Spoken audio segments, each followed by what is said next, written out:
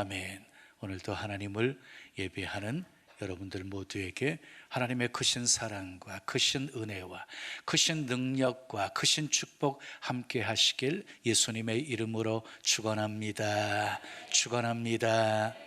오늘 읽어드린 누가복음 12장 16절 이하의 말씀을 가지고 진짜 목적을 잃어버린 인생, 진짜 목적을 잃어버린 인생, 이런 제목으로 말씀을 전합니다.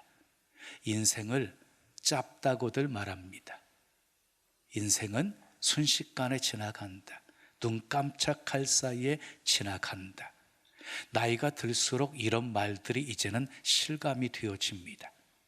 고대 그리스 철학자들은 인생을 한순간에 타오르는 불꽃으로 비유를 했고, 동양 사상에서도 세월은 유수와 같다라고 했습니다. 야고보서 4장 14절은 잠깐 있다가 사라져버리는 안개와 같다라고 말했고, 시편 90편 10절에서 모세는 얼마나 세월이 빨라가는지 날아가는 것 같다, 이렇게 표현을 했습니다. 그러니 우리에게 소중한 시간들 허송세월 보내면 안 되겠지요. 그런데 많은 사람들이 어떻게 살아야 할지를 몰라서 허송하는 사람들이 있습니다. 노벨상 수상 작가인 헤밍웨이는 이런 말을 했습니다. 인생에는 목적이 없다. 인생은 어디서 와서 무엇을 하다가 어디로 가는지 물을 필요조차 없다. 그는 자살로 인생을 마감했습니다. 목적 없이 살아가는 사람의 단적인 모습을 보여주고 있습니다. 오늘날 많은 사람들이 분주하게 살아가고 있습니다. 직장, 재산, 성공, 자녀, 교육, 목표가 너무너무 뚜렷합니다. 하지만 어떻게, 왜 살아야 하는지, 무엇을 위해서 사는지, 진짜 삶의 목적을 잃어버린 채 살아가는 사람들이 많이 있습니다. 목표는 있는데 목적이 없는 것입니다. 사람은 누구나 자기가 가장 소중하게 생각하는 것에 인생의 목적을 삼고 살아갑니다. 그리고 그것을 이루기 위해서 살고, 그것을 이루기 위해서 모든 것을 투자합니다. 그것이 이루어졌을 때 자기에게 진정한 만족과 행복을 가져다 줄 수 있다고 믿기 때문입니다. 자, 오늘 본문에 한 사람이 등장하고 있습니다. 이 사람의 삶의 목적은 물질이었습니다. 물질이 풍성하게 되어지면 행복할 것이라고, 만족할 것이라고 생각을 한 것입니다. 그래서 어떻게 하면 더 많이 벌고 더 많이 쌓느냐, 이것이 그의 큰 관심사였습니다. 이 사람은 마침내 부자가 되었습니다. 목적을 이루게 되어진 것이지요. 너무 이 곡식을 많이 거두다 보니까 쌓아놓을 창고가 없었어요. 그래서 있는 창고를 헐어버리고 더 큰 창고를 짓겠다고 결심을 하게 되어집니다. 성공의 고속도로를 달리고 있었습니다. 많은 재물을 쌓아 놓았으니 이제는 걱정할 것도 없고 두려워할 것도 없었습니다. 이제는 먹고 마시고 쉬고 즐기고 그냥 놀면 되는 것이었습니다. 그런데 그날 밤에 꿈에도 생각하지 못했던 일이 일어나게 되어집니다. 하나님께서 그 부자의 생명을 거두어 가신 것입니다.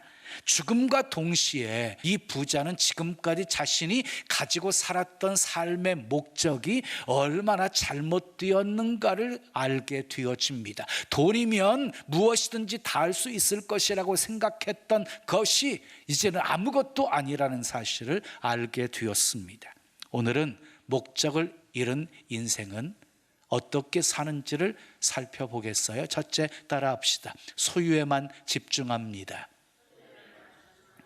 인간에게 가장 강력한 욕구가 가져도 끝이 없이 가지고 싶어하는 소유욕.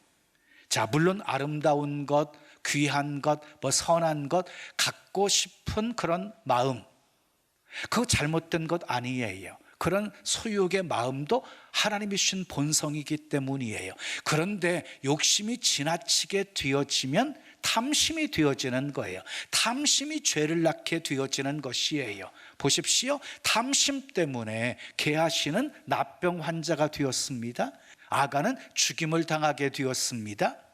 그리고 다윗은 탐심 때문에 우리아의 아내 밧세바를 범해서 간통죄를 짓고 살인죄까지 추가로 범하게 되었습니다. 이렇게 탐심이라는 것이 무서운 결과를 초래하는 것입니다. 여러분, 소유의 넉넉함과 영혼의 문제는 아무런 관계가 없어요. 생명이 소유의 넉넉함에 있지 않기 때문이에요. 마가복음 10장에 보면은 부자 청년 관원이 예수님께 나와서 이렇게 질문을 해요. 내가 무엇을 하여야 영생을 얻을 수가 있습니까? 영생을 얻기 위한 질문이었어요. 그의 질문은요, 굉장히 고상한 질문이었어요. 그런데 예수님이 그 질문을 들으시고 이렇게 답하십니다. 내 소유를 팔아서 가난한 사람들에게 나누어 주고 너는 나를 따르라. 이 부자 청년이 물질이 많음으로 근심하다가 돌아가 버리고 말았습니다. 혹시 이 부자 청년의 모습이 우리의 모습은 아닙니까? 소유 때문에 영생을 포기한 자가 되시면 안 됩니다. 솔로몬은 이스라엘 왕 중에서 가장 최고로 부귀영화를 누렸던 왕이었어요. 근데 부귀영화뿐만 아니라 전무후무한 지혜의 왕이었어요. 솔로몬이 누리고 있는 부귀영화와 그 지혜를 확인하기 위해서 수많은 나라의 왕들도 찾아오게 되었고, 수많은 사람들이 솔로몬을 보고 싶어서 찾아올 만큼 최고의 명예를 소유한 자가 솔로몬이었습니다. 그리고 솔로몬은 1000명이라고 하는 아내와 첩을 두고 살았습니다. 솔로몬이 병을 앓았다고 하는 기록은 한 구절도 찾아볼 수가 없습니다. 그러니까 솔로몬의 인생은요, 말 그대로 완벽했던 것입니다. 부족한 것이 하나도 없었던 것입니다. 그런데 솔로몬은 말년에 이렇게 자기 인생에 대해서 고백을 해요. 헛되고 헛되도다. 모든 것이 헛되도다. 그렇습니다. 인생의 목적을 놓치고 사는 인생은 결국 헛되고 헛되도다. 모든 것이 헛되도다 라고 고백하면서 끝나게 되어지는 것입니다. 그렇다면 우리의 인생의 목적은 무엇이어야 합니까? 무엇을 위해서 살아야 하는 것입니까? 인생의 진정한 목적을 찾는다고 한다면 하나님께 물어야 됩니다. 하나님은 성경 말씀을 통해서 우리 인생이 어떻게 살아야 할지를 너무나도 분명하게 말씀해 주고 있기 때문입니다. 우리가 무엇을 위해서 이 세상에 태어났으며 무엇을 위해서 살다가 그리고 또 어떻게 살아야 하는지 말씀해 주셨습니다. 뿐만 아니라 우리가 이 세상을 떠날 때 어디로 가게 될 것까지도 우리 주님은 말씀해 주셨습니다. 여러분 기억하십시오. 진짜 행복은 무엇을 소유하느냐에 있는 것이 아니라 누구와 함께 있느냐에 달려 있는 것입니다. 하나님과 함께하는 인생은 비록 가난해도 부요한 것입니다. 아멘. 두 번째 따라해요. 자기에게만 집중합니다. 이것이 진짜 목적을 잃어버린 사람의 모습이에요. 16절에서 17절까지 말씀 함께 읽으시자. 또 비유로 그들에게 말하여 이르되 한 부자가 그 밭에 소출이 풍성함에 심중에 생각하여 이르되 내가 곡식 쌓아둘 곳이 없으니 어찌할까 하고 부자의 밭이 풍성한 소출을 내게 된 것이에요. 곡식 쌓아둘 것이 없게 되어지자 어찌할까를 생각했다는 것이에요. 여기까지는 아무런 문제가 없어요. 아무런 문제가. 그가 다른 사람의 것을 착취한 것도 아니었고 불법을 행하여서 부를 증식한 것도 아니었기 때문이었어요. 여러분, 소유가 넉넉한 것 자체는 문제가 아닙니다. 소유가 넉넉한 것 자체는 문제가 아니에요. 아브람도 부자였고 욥도 부자였고 아리마대 사람 요셉도 부자였습니다. 그런데 문제는요, 하나님이 그 부자를 가리켜서 어리석은 자라고 말씀하셨다는 게 이게 문제예요. 어리석은 자라고 말씀하셨어요. 본문 20절 말씀 함께 읽으시자. 하나님은 이르시되 어리석은 자여 오늘 밤에 내 영혼을 도로 찾으리니 그러면 내 준비한 것이 누구의 것이 되겠느냐 하셨으니 그랬어요. 부자는요 내일을 준비했어요. 하지만 하나님은요 오늘을 말씀하고 계시는 거예요. 오늘을 우리가 붙잡아야 할 것은 내일의 창고가 아니에요. 우리가 붙잡아야 할 것은 내일의 창고가 아니라 오늘의 하나님입니다. 아멘. 오늘의 하나님. 하나님이 없는 인생의 계획은, 그리고 하나님이 없는 내일에 대한 계획은 결코 안전할 수가 없기 때문입니다.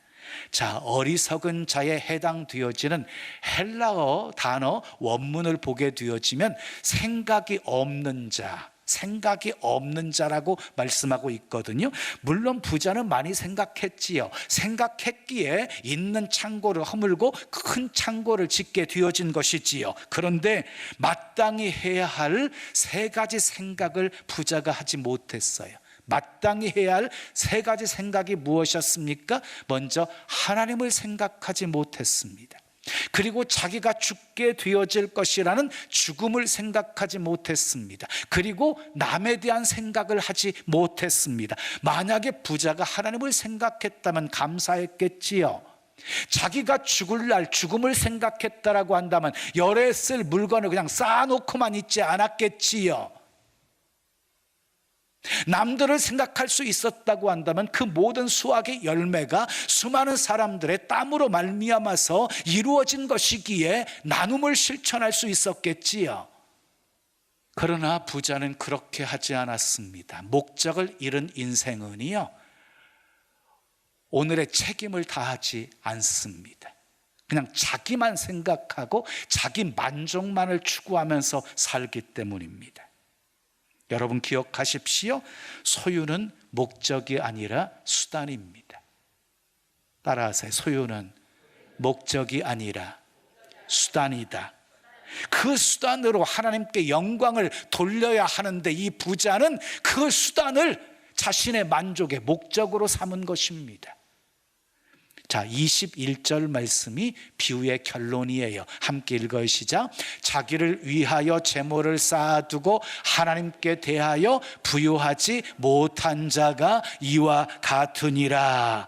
부자는요 자기밖에 모르는 사람이었어요. 자기 만족만을 위해서 사는 사람이었어요. 물론 자기를 위하는 것이 잘못은 아니에요. 자기를 위하는 것이 죄악은 아닌데 자기만을 위하여 사는 것은 죄악입니다. 다시요.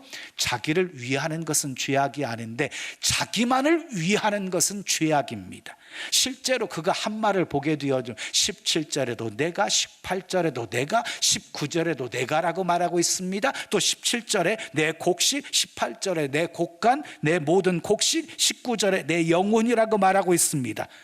정말 그는 자기밖에 모르는 인생을 살고 있었던 사람이었습니다. 그러나 여러분, 내 것은 아무것도 없습니다. 다 하나님이 우리에게 주시는 것입니다. 본문 20절 말씀 읽어요. 시작. 하나님은 이르시되 어리석은 자여 오늘 밤에 내 영혼을 도로 찾으리니 그러면 내 준비한 것이 누구의 것이 되겠니? 무슨 말이에요? 영혼을 하나님이 도로 찾으시겠다는 거예요. 주었던 영혼을 다시 회수하시겠다는 거예요. 영혼뿐이겠어요? 하나님이 우리에게 주신 건강도 물질도 시간도 자녀도 모든 것이 다 하나님이 주신 거잖아요. 아멘. 주신 하나님이 다시 회수하시겠다는 거예요. 그런데 우리는 늘 착각 속에 빠져 살고 있어요. 모든 것이 내 것이라고 착각하고 있어요. 그래서 어리석다라고 말하는 거예요. 그래서 어리석다라고. 우리 교회를 포함해서 오늘날 한국 교회의 가장 고질적인 영적 질병이 무엇이냐고 묻는다면요, 자기중심적인 것, 자기중심적인 것. 성도들도 마찬가지예요. 가장 영적인 고질적인 병이요, 자기중심적이라는 것이에요. 우리 기도를 보아도 알 수 있죠. 우리의 필요만을 구하고 있어요. 인생 늙으면 아무 소용없으니까 젊을 때 놀자, 여행 가자. 다 어리석은 것입니다. 돈이 목적인 인생을 보십시오. 명예가 목적인 인생을 보십시오. 권력이 목적인 인생들을 보십시오. 그리고 육신의 쾌락이 목적인 사람들을 보십시오. 한결같이 결국은 뭘 위한 거예요? 하나를 위한 거지요.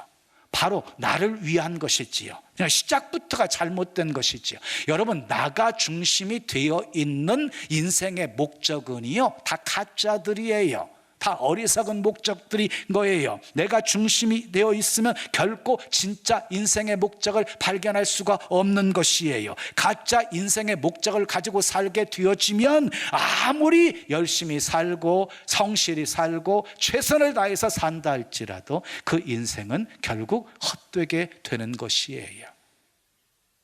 세 번째 따라 합시다. 진짜 목적을 회복해야 합니다. 생각해 보십시오. 하나님께서 나만을 위해서 살라고 우리를 구원하셨겠습니까?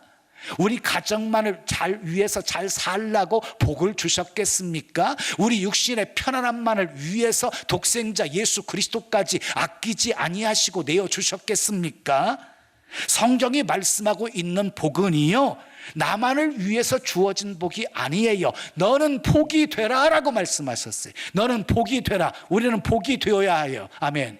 천하 만민이 나 때문에 복을 받게 하셔야 돼요. 아멘. 아브라함이 75세에 약속의 말씀 따라서 본토 친척 아비집을 떠나게 되어지거든요. 떠난 순간부터 행복 끝, 고생 시작이 되어진 것이에요. 자, 75세 때 아브라함이 살기 좋은 거, 오랫동안 살아왔던 삶의 터전, 그리고 문명이 발달된 곳을 떠나가지고 척박한 땅으로 간 이유가 무엇입니까? 하나님의 목적을 이루기 위해서 떠난 것이었어요. 성경은 우리에게 편안한 삶을 약속하고 있지 않습니다. 기억하세요? 우리에게 편안한 삶을 약속하고 있지 않아요. 그 대신 어떤 고난과 환난 속에서도 사라지지 않을 평안을 약속하셨어요. 아멘. 그 누구도 그 무엇도 빼앗아가지 못할 평안을 약속하셨어요. 승리를 약속하셨어요. 천국을 약속하셨어요. 아멘. 마태복음 13장 44절 이하에 보면 예수님이 천국 비유를 말씀하시는데 천국을 발견한 자의 모습을 소개하고 있거든요. 가난한 농부가 밭을 새를 내어서 경작하고 있었어요. 농사짓기 위해서 밭을 갈다가 보화를 발견한 거예요. 보화를 발견한 농부는 얼마나 기뻤을까요? 자, 천국을 발견하고 예수님을 발견한 사람은 이런 기쁨이 있어야 된다는 것을 말하고 있는 거예요. 자, 보화를 발견한 순간 농부의 목적은 단 한 가지였어요. 그 밭을 소유하는 것이었어요. 그래서 보화를 얻는 것이었어요. 그 보화를 얻고 그 밭을 소유하기 위해서 자기가 가지고 있는 모든 소유를 다 팔아요. 그런데 보세요, 자기의 소유를 팔면서 갈등하고 있습니까? 울면서 어쩔 수 없이 마지못해서 하고 있습니까? 아닙니다. 갈등할 것도 고민할 것도 없었습니다. 너무 기뻐서 춤추면서 소유들을 팔고 있습니다. 예수님을 발견한 사람, 천국을 발견한 사람이 바로 이와 같아야 한다는 것이에요. 지금까지 자신이 붙잡고 살았던 모든 인생의 목적도 아낌없이 다 내려놓을 수 있게 되어진다는 것이에요. 이것을 택할까 저것을 택할까 더 이상 고민할 것이 없게 되어지는 것이에요. 무엇이 진짜이고 무엇이 가짜인지를 알았기 때문이에요. 무엇이 영원한 것이고 무엇이 헛된 것인지를 알았기 때문이에요. 무엇이 중요한지 무엇이 덜 중요한지를 알았기 때문이었어요. 그러므로 인생이요, 진짜 목적을 발견하게 되어지면 어떤 어려움이 와도 흔들리지 않습니다. 낙심하지 않습니다. 어떤 사람에 의해서 쓰러지지도 않습니다. 연약한 인간이기에 넘어질 때도 있지만 다시 일어섭니다. 하나님의 목적이 우리 인생을 끌고 가기 때문입니다. 영원한 목적이 우리 인생을 끌고 가기 때문입니다. 그래서 포기하지 않습니다. 그래서 반드시 승리합니다. 그러나 기억해야 할 것이 있어요.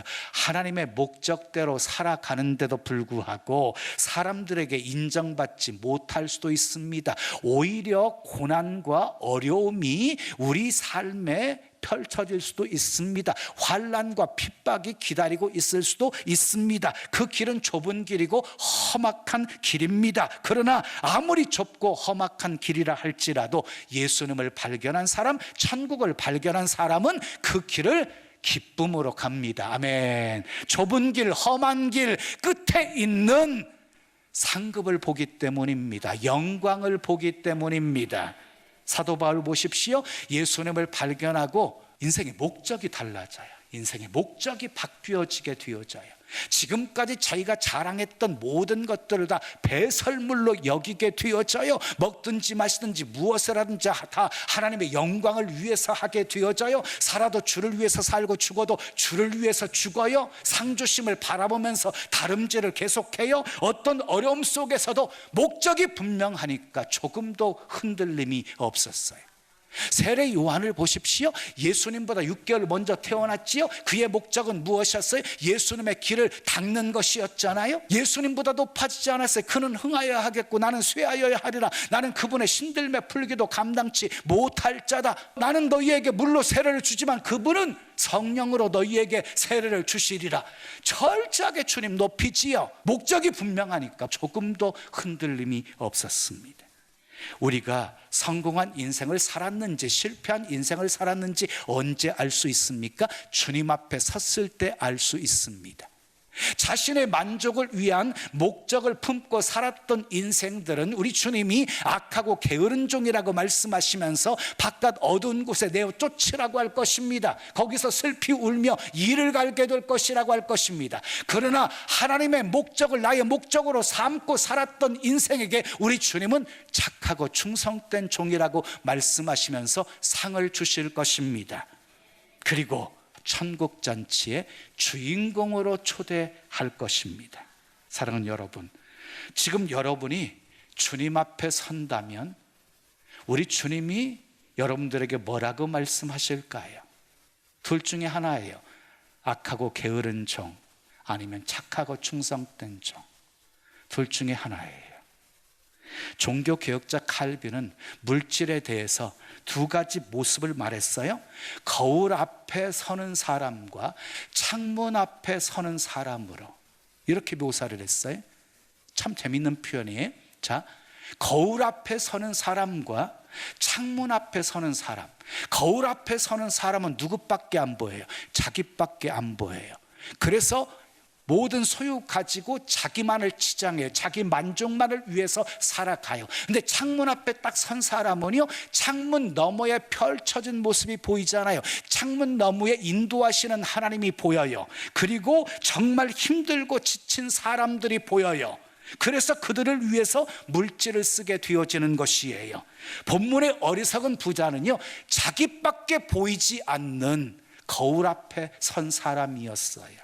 사랑하는 여러분, 본문에 나오는 부자는 세상에서는 성공한 사람이었지만 하나님 앞에서는 실패한 사람이었습니다.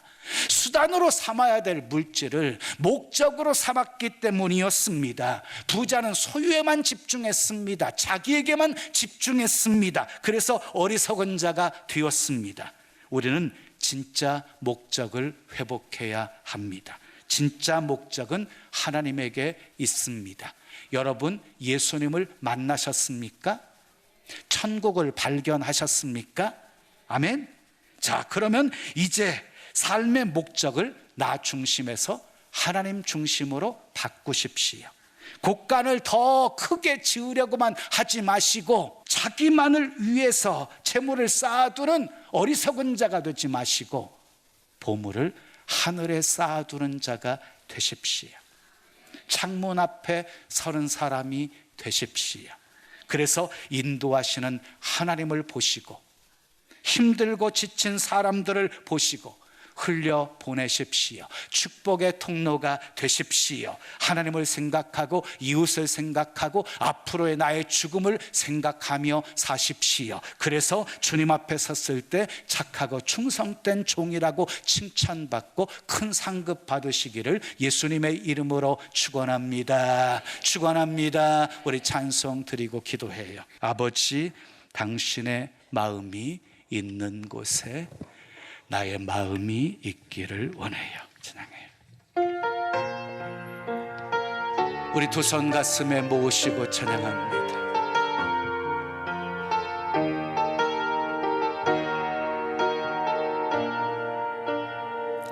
아버지, 당신의 마음이 있는 곳에 나의 마음이 있기를 원해요.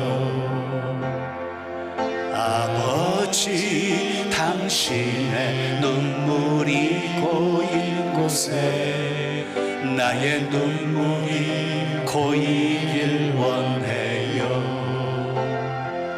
아버지, 당신이 바라보는 영혼에게 나의 두 눈이 향하길 원해요.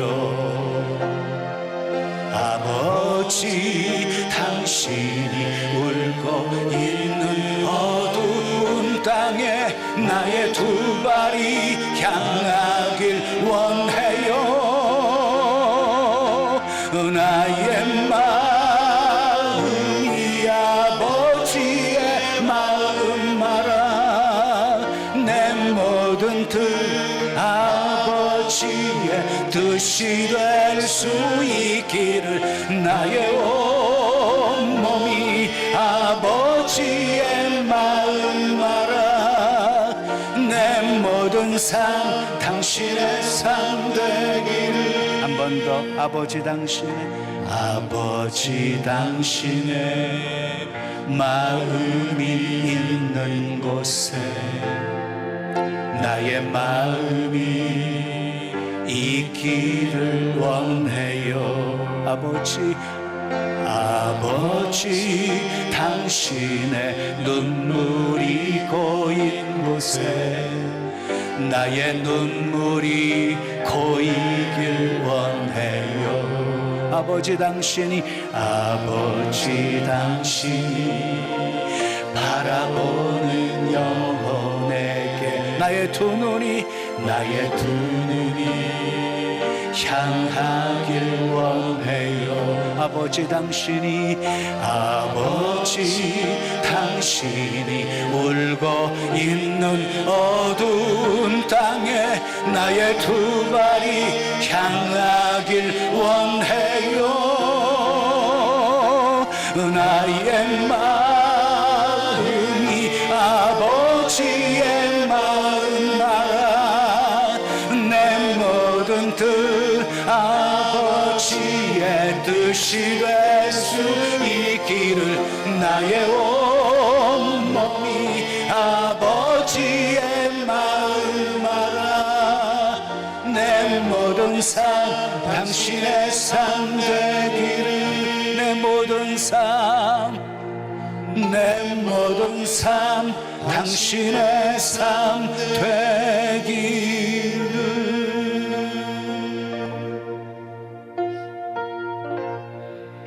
두 손 가슴에 모으신 채로 들으십시오.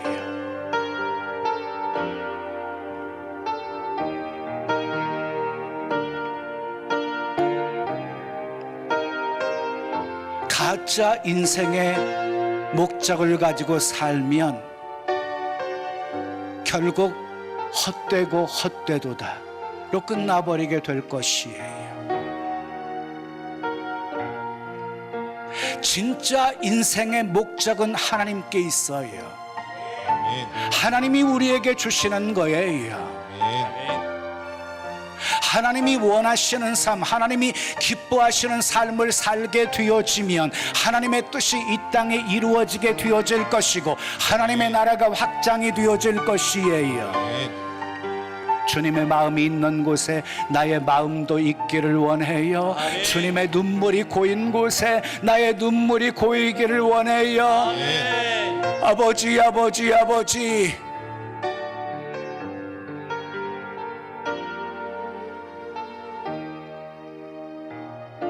소유에만 집중하고 자기에게만 집중하는 어리석은 부자처럼 살지 않게 도와주시고 삶의 진정한 목적을 회복하게 도와주셔서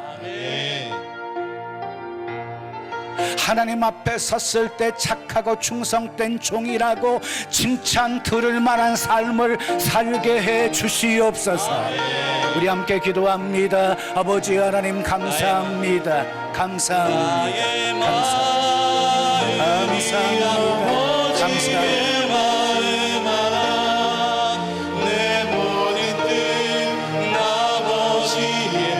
뜻이 될 수 있게 아버지 감사합니다. 감사합니다. 아버지의 마음 알아 내 모든 삶 당신의 삶 되기를 할렐루야. 나의 마음 할렐루야. 아버지의 마음 알아 내 모든 뜻 아버지의 뜻이 될 수 있기를 나의 온 몸이 아버지의 마음 알아 내 모든 삶 당신의 삶 되기를. 좋으신 아버지 하나님, 오늘도 내게 주신 하나님의 말씀으로 받았습니다. 거듭 인생의 목적을 가지고 살면 어리석은 부자가 되어줄 수밖에 없습니다. 진짜 인생의 목적을 가지고 살아도 주를 위해, 죽어도 주를 위해, 무엇을 하든지 하나님의 영광을 위해, 위로는 하나님을 사랑하고 이웃을 내 몸과 같이 사랑하는 십자가의 균형 잡힌 삶을 살아감으로 하나님의 뜻을 이 땅에 이루며 살게 하옵소서. 예수님의 이름으로 기도합니다. 아멘. 어리석은 부자로 살지 맙시다. 어리석은 부자로 살지 맙시다. 자, 우리 동탄 채플도 화면 비춰주세요. 동탄. 사랑합니다. 축복합니다. 어리석은 부자로 살지 맙시다. 우리 병점도 비춰주실 거예요. 병점도 인사하겠습니다. 예.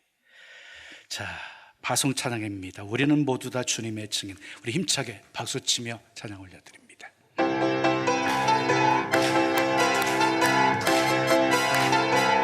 우리는 모두 다 주님의 증인, 땅끝까지 이르러 주복음 전하세. 우리는 모두 다 주님의 증인, 땅끝까지 이르러 주복음 전하세.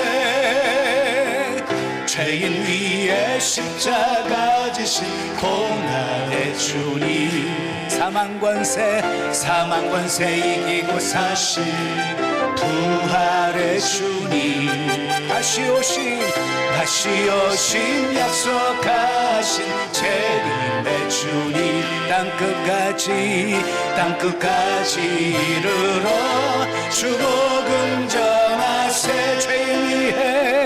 죄인 위에 십자가 지신 고난의 주님, 사망 권세 이기고 사신 부활의 주님, 다시 오신 약속하신 재림의 주님, 땅끝까지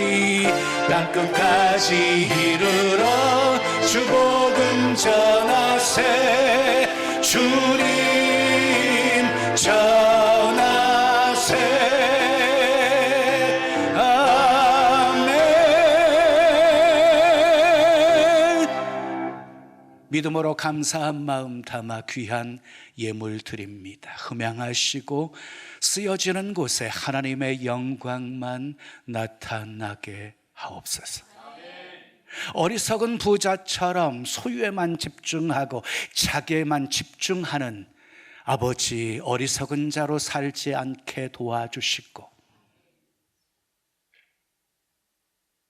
인생의 목적 아버지 분명하여 흔들리지 않는 인생, 넘어졌다고도 다시 일어서는 인생, 정말 하나님의 뜻을 이 땅에 이루며 하나님의 기쁨 되어 살아가는 그런 복된 인생 살게 하옵소서.